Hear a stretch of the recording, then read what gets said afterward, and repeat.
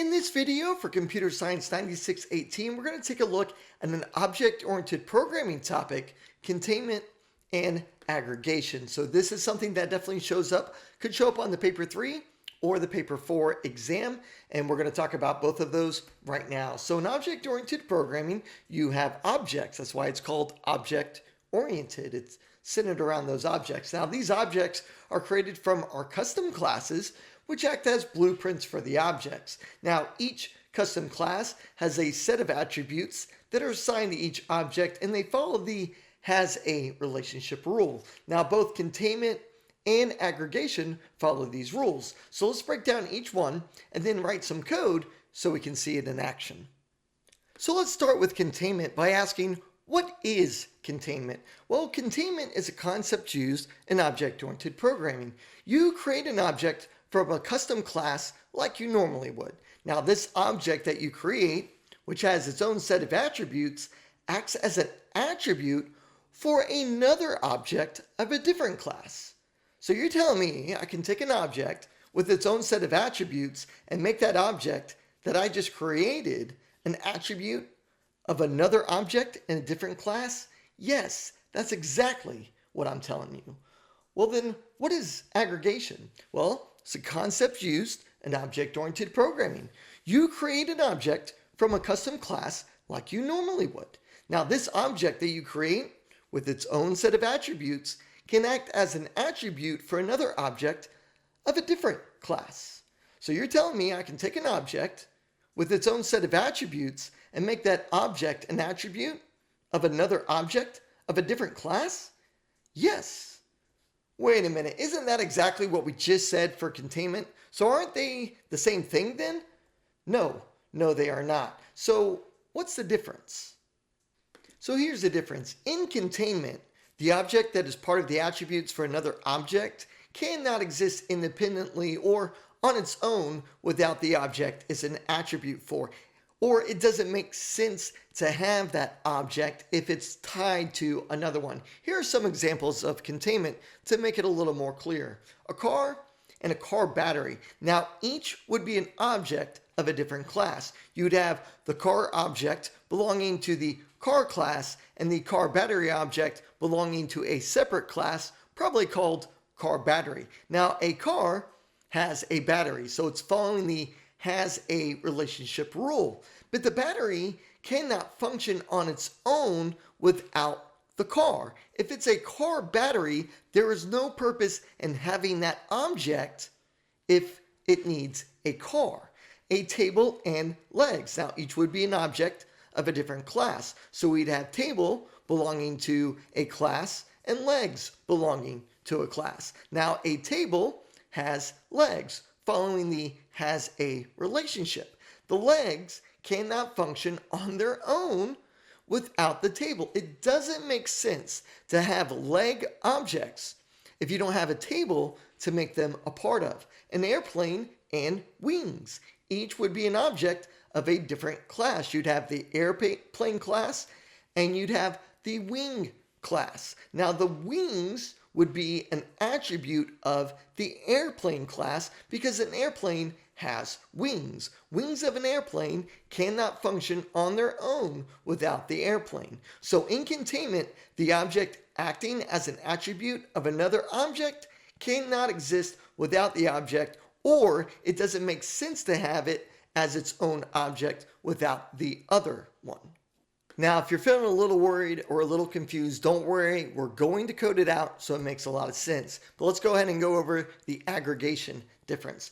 Now, just like containment, we have two different objects from two different classes when you do aggregation. The difference is the object acting as an attribute can exist or serve a purpose without the object it is acting as an attribute for. So here's some examples. Team and players. A team has players, again, following the has a relationship rule. Players can exist without a team. They can also play for different teams. We get rid of the team class, we can still have the players class. Band and musicians. Musicians can exist without a band. They can play in different bands or do solo projects. If we get rid of the band class, we can still have a class for the musicians, school and students. A school has students. Students can exist across different schools. If we get rid of the school class, we can still have a student class. So let's recap, summarize, and then code. In containment, there is a strong relationship among the objects. One object is part of another object. Now, if the object using the other object as an attribute, we call this the container, then the contained object, acting as the attribute, cannot exist, or it doesn't make sense to have it on its own. Think of a human, which would be the container, and their heart being the contained object. It doesn't make sense to create a heart class and a heart object if we don't have a human or container to make it a part of. So when you get rid of the human class, it doesn't make sense to have the heart class. Now, in aggregation, there's an association between objects. One can exist without the other. If the container is removed, the contained object can still exist. Think of a library and its books. Books can exist without a library. If we remove the library class, we can still have a book class, where we can create objects for a book. So let's go ahead, take a look at this, and see containment and aggregation in action. So let's swing over to VB.net and let's code it out. So let's do RAM and a computer. Now we know RAM cannot exist without a computer. It makes no sense to create a RAM object unless we have a computer to put it into. So let's go ahead and let's create that class. So we're going to do public class RAM. Now that's what we're going to call it. We're going to do private size as integer because RAMs have a size. So we're going to do public sub new. And what we're going to do is we're going to do by val s as integer. When we create this RAM, we're going to give it a size. We're going to pass that to the constructor where the size equals s. Then what we're going to do is we're going to do public function get size, and then that's going to return an integer, and we simply return size. So that's going to be the RAM class. We're going to create a separate class for the computer. So we're going to do public class. Now make sure you're outside the end class of our RAM class. We don't want to be putting this inside. They're two separate classes. We're going to call ours computer. Now a computer has a couple things. It has brand. That's going to be a string. That is not containment because I don't have another object as a brand. Now this next line is containment. So the computer has computer RAM as RAM. That is containment. I have an attribute of my computer object that is an object of the RAM class. So that is containment. The RAM doesn't work on its own without a computer. So let's create the constructor, public sub new. So I'm going to do by val, I'm going to do b as string for the brand name, and I'm going to do size as integer for the size of the RAM. So I'm going to do brand equals b. Now for the containment, because comp RAM is of the RAM class, I have to create that object. If I don't create the object, then I don't have containment. But because comp RAM belongs to the RAM class, I'm going to create an object inside this constructor by creating an attribute of the computer. So we're going to do comp, move it over some, comp RAM equals new RAM. Now, I'm going to have a red line. Let's talk about why. Well, our constructor for new RAM accepts s as an integer, and then s gives it the size. So when I create a new RAM object, which is going to be an attribute of my computer object, and that is containment, I have to give it a size. Now that's why I call this one size. Size, and that's just so we can read our code a little easier. Size gets passed up here to s, and then s assigns it to the attribute of the RAM object, size. Now what I'm going to do, so I'm going to do public sub print details, And what this is going to do is going to print the details of our computer. We move this down a little bit. So we're going to do console.writeLine. Here is our computer details. So our computer has its name. So we're going to print the name. The brand is, we're going to do brand. And then console.writeLine. The RAM size is, now I do get RAM size, or get size is what we called it. But notice I have a red line. Remember, when you create methods of a class, you can only access them with an object. So I'll do computer. But the computer class doesn't have the get size method. But the RAM class does. What is my object name for my RAM class? That is comp RAM. So I can do comp RAM dot get size, and that will get the size of the RAM. That is containment. But now let's go ahead, let's create a computer object so we can call these methods and see them in use. So now it's time to create an object. So I'm going to dim this computer as new computer. Now I got to pass two values to it, because remember, we're assigning the brand name as well as the size of the RAM.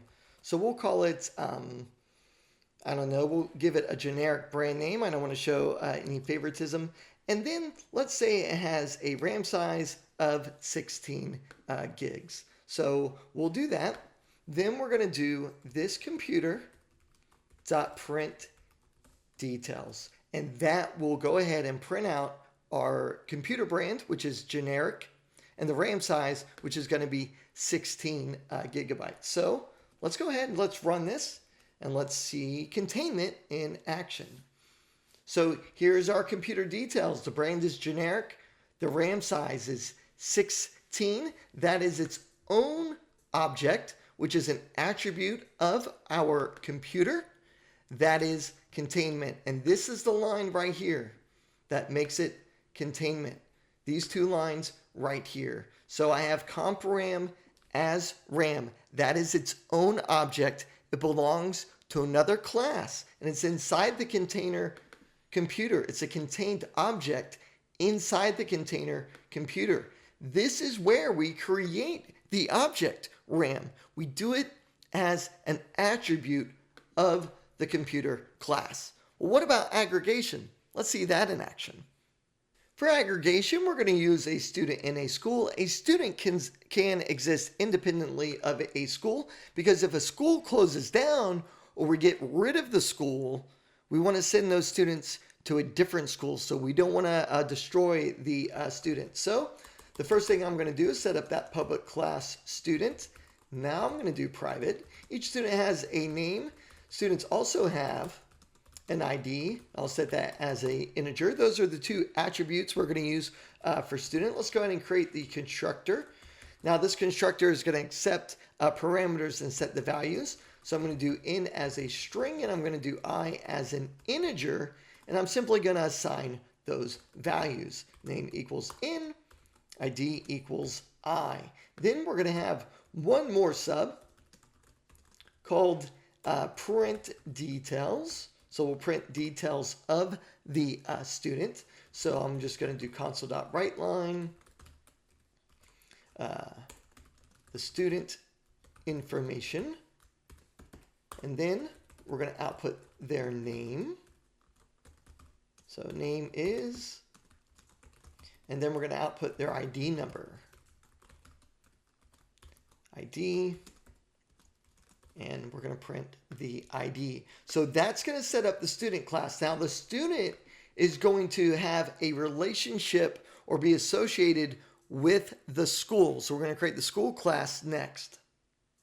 We start with public class, just like we always do. And we're going to call this one public class school. Now every school has a school name. I'm going to make that a string. And every school has a student. So school student as student. Now that's not containment. Remember, in containment and aggregation, an object is used as an attribute from another class. Now, the reason this is not containment is because of our constructor. By val, I'm going to do in as string.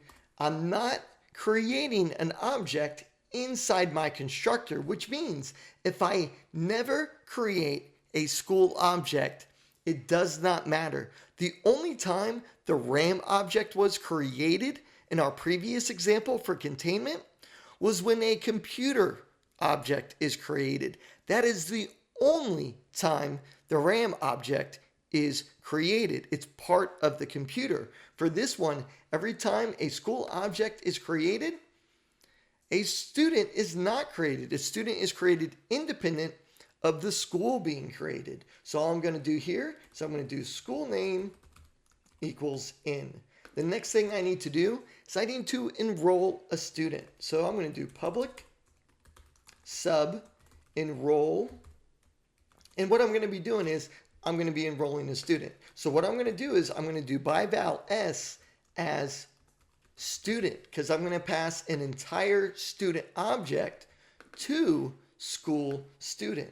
So I'm going to do school student equals s. Notice we are not creating a new school student object in this class. Because we are not doing it, it is not containment. If we are creating a new object, school student, inside the school class, then that would be containment. Because we don't see the keyword new in here inside this school class whatsoever, we know it's aggregation and not containment. Now, the last thing I need to do is I need to print school details.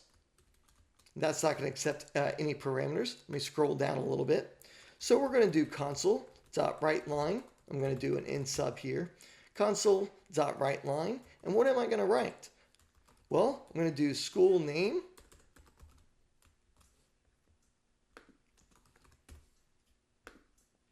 Let's see here, public sub. Have an in class somewhere. Here's my in class. Let's wrap this one up. So yeah, okay, school name, and we're going to do name. There we go. There we go. If you run into that kind of issue when you're doing, it's school name. When you're doing your program, just take a pause on your paper 4 exam and just wrap up what you were doing. Make sure all those red lines go away. So nothing to freak out about, nothing you can't handle. And then what we're going to do is we're not going to do a console.writeLine. We're going to do school student dot and print details. Now, if you try to print this method, if you do console.writeLine, school student print details, it doesn't return anything because I have console.writelines inside my print details. So you're not going to be able to put that in a console.writeLine. So because it's not returning anything, so we're going to print the details. Now, let's go ahead. Let's create a student object and a school object with the student being used as an attribute for the school. All right, so we are going to do this student as new student. We'll say their name is Francois, and we'll say Francois has an ID of 123. This is where aggregation is different. Notice I can create this student, which is an attribute of the school object, but it's being created without having to create a school object. That is the difference between containment and aggregation. Again, with the RAM in the previous containment example, when did I create a RAM object? Only when the computer object was created. Here, I'm creating a student without having to create a school object. So we're going to do this school as a new school. We'll give it a name. We'll call it Computer High School. We can call it that. Now, this school has students as an attribute. So I'm going to do this school. They're going to enroll Who are they enrolling? This student. Now, I can't do that unless I've created a student object. So that's very important. Then all I want to do is I want to print all the details so I can see that this school does contain this student as an attribute, this Francois student. So I'm going to do this school dot print school details. We're going to run our code. So all this is inside the main program. We're going to run our code. We should see school name, Computer High School. Then we should see Francois with an ID of 123. So we run our code. School name, Computer High School. The student information, name is Francois. ID is 123. Again, in containment, the attribute, which is an object of a separate class, is only created when an object is created. In aggregation, you create objects that are attributes independently of one another. And if I don't create this new school, if I get rid of these lines right here, it's okay. Nothing happens to this student object. If I get rid of the line that creates a brand new computer object, in the previous example, the RAM is never created. It is destroyed. Again, that is the difference between aggregation and the previous example, containment. I hope you guys found this video on aggregation and containment helpful. If you did, make sure to take a moment and give it a thumbs up and subscribe to help the channel grow. And we'll see you guys in the next programming video.